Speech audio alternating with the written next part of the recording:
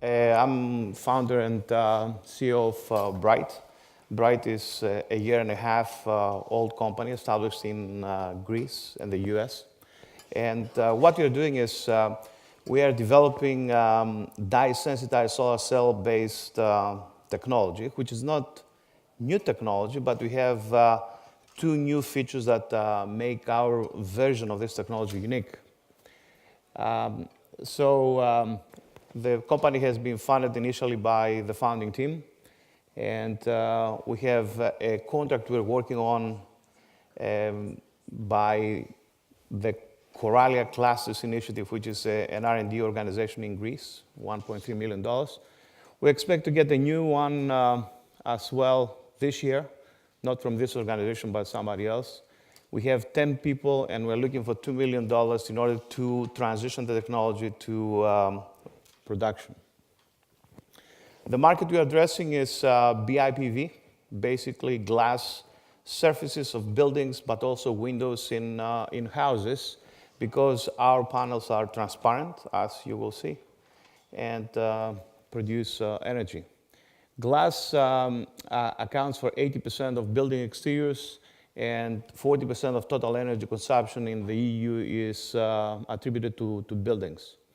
The solar glass for office and house, the total available market is estimated to 15 billion by 2015, and the BIPV totally 40 billion, but about 7 for this type of technology.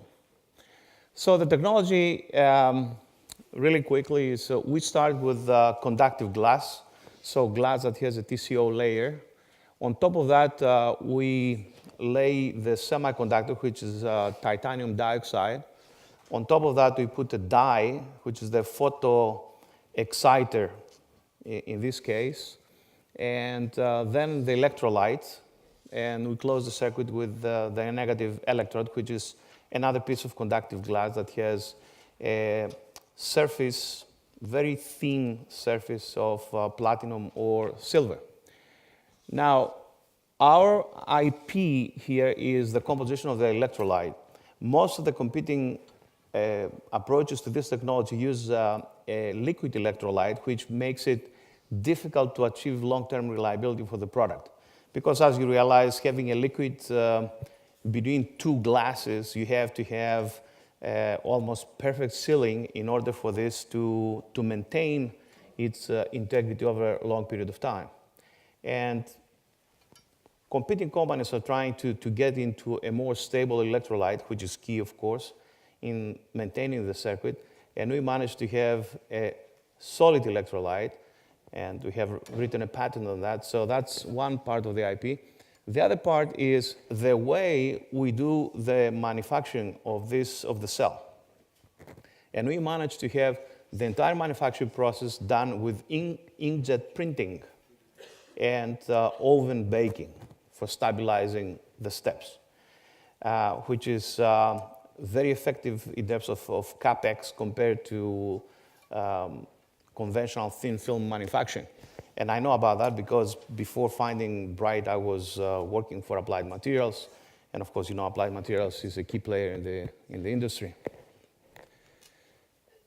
So the product is this kind of window, which is a transparent window, small size here, but there are inkjet printers that can do up to Gen 8 right now, 5.7 square meter glass. And so it's transparent. There is an aesthetic effect. There is reliability because of the solid-state electrolyte. Operates with diffuse light from either direction, and also the light doesn't have to be solar coming from the sun. It also operates with this kind of light, so it is like an energy recycle type of circuit. And we're using only inkjet printing, glass substrate, and oven in the manufacturing of this. Our business model, we're not going to build a manufacturing line to build this thing ourselves. We are going to do it through a joint venture. We already have discussions with large glass manufacturing companies who are already doing TCO glass, so the first step of the material. We will license the technology to the JV and then supply the two key ingredients, which is the titanium dioxide in a form that is inkjet printable, which is not only the material, but there are some other chemical agents in there. And of course, the electrolyte, which is our patented IP. And then we may also take off part of the production and sell the end product. Competition, there are some great companies working in the same area, primarily Japan and Korea, and you see them. But they all try to get to the solid electrolyte to solve long-term reliability problems. And they are also targeting different niche applications. Some are automotive focused, some are building focused. The executive team, myself, my experience is through both industry and academia, and then the other two partners are coming from academia where they have invented parts of this technology. Where we are right now is we have proven the technology in the lab. We try to transition the technology into volume production, industrial level volume production. We expect to seed the market in towards the end of 2012, and then penetrate the market in 2013 and have volume sales by 2014. If there are any investors, we have a full business plan, of course, that has lots of financial figures and talks about the technology and the model. So the new funding we need is $2 million, and we need that in order to make industrial size product and have the product certified through TÜV in the way solar panels are certified. Of course, we have already funding that is running and is sustaining the company, and we plan to aggressively seek other funding. There are lots of opportunities opening in Greece right now through different organizations for clean tech funding, so that we leverage the $2 million we're going to raise without diluting the investors. Thank you. Thank you, Nick. When was this technology invented? Has it been around for some time? The technology itself has been around some time. It was invented by Dr. Gretzel in Switzerland. But what makes our approach to the technology different is that we have two ingredients in the building of the panel that are unique. Yeah. One is the electrolyte, which in our case is solid, and that gives the panel long-term reliability and in its life cycle. And the other part is the way we deposit the material on the substrate, which is glass, and that is by using solely inkjet printing. That's great. And you use nanotechnology, right? Right. We use nanotechnology and nanomaterials to form the solar cell and then the end product. And some organic, some inorganic. It's lightweight. Right. Mostly inorganic. There are some organic elements in the chemicals we are using, but most of the elements are inorganic. They're easy to find. Supply of the materials is not an issue. They're not toxic in any major way, so it's a pretty clean manufacturing technology. And also, there's not any special requirements, environmental requirements for the manufacturing. No vacuum, no special clean room conditions in making. And enough of the resources to make it. It's not scarce. No. Okay. It's not scarce, and the cost is pretty low. So we expect the product to be, in terms of cost, to be close to the cost of heat-treated glass for energy efficiency. So, are you planning to approach car manufacturers also to have them install these on their cars?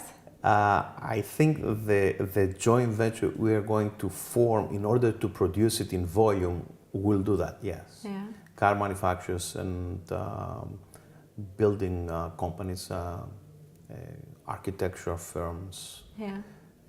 and also the companies who make the frame, the window frame in which the glass goes. Your role in the green economy, can you tell me? Well, our role is we see ourselves as essentially producing a product that acts as an energy recycler, because our window works with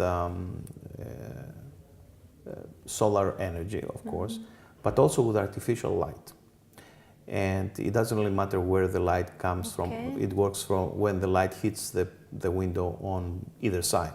Oh, wow. So during the night, when regular PV doesn't work, our product works with artificial light and essentially recycles part of the energy that the building draws from the grid back to the grid. Because the idea is, after you install those windows in a building, to connect them all together and eventually connect the energy producing power plant to the grid. And therefore, we see it as a recycling method of the energy the building expends back to the grid during the night. And of course, during the day, we draw energy from the sun and we produce electricity, which we propagate to the grid. Yeah. So the idea is to reduce to make the buildings more autonomous, to reduce the energy they consume from the grid, and take it from materials that are already installed in the building. Do you think we'll reach 100% renewable energy production in the near future? That's a very lofty goal, I would say. I don't think 100% near future is feasible because of course, economic reasons. We need to reach grid parity first, and then of course we have to make sure that the grid becomes smart enough and we have storage technologies to be able to supply only with renewable, because renewable works only when the fuel, in quotes, is available. So in regular PV, the sun during the day, and in wind, whenever there is wind. But there are times when You don't simply have any you're of not them. producing anything. Yeah. So there got to be some means of balancing the system, and 100% is probably a lot, I would say. But any advances we can make towards the European 2020 goal of 20%, that would be a great goal to achieve and help to the environment. Yeah. For you, what is clean tech? Well, for me, it's solar, of course, because that's what I'm doing. But clean tech is all the other renewable energy technologies, and also pollution avoidance technologies. I mean, clean tech is not limited to wind and solar, but also includes water, includes emissions reduction, energy efficiency, and all those things. Yeah. Well, is there anything else that you have to No, I thank you for the opportunity to talk about our startup company, and it's a pleasure to have you here. Thank you. You for coming. We'll be in the next one too. Oh, great. Thanks. Looking forward to it. Thank you.